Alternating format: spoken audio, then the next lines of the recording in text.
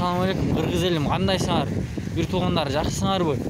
Бүгін 07-2020 май.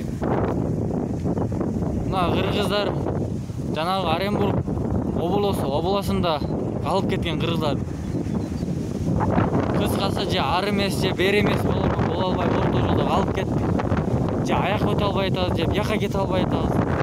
Же тамак аштан жок, эйин тала суу жок деген. Эчтеке жок. Барлығын курсактар ач, жегенге эчтеке жок, нан жок же башка нерсе жок. Туугандар, бийликтегилер карап койбойсуңарбы?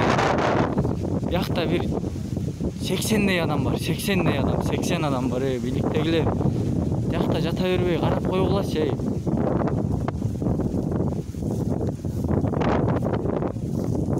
Мына туугандар кара эле болду, кыргыз эли бир карап жардам болуп койбойсуңарбы?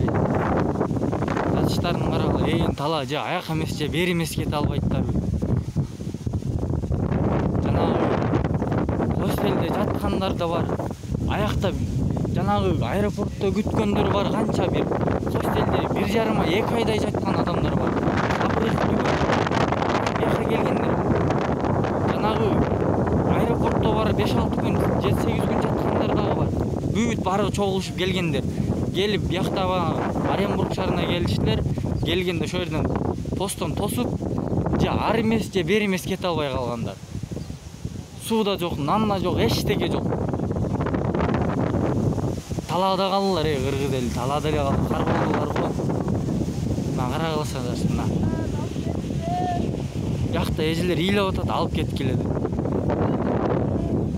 Мына эжелер ыйлап атат, ыйлап.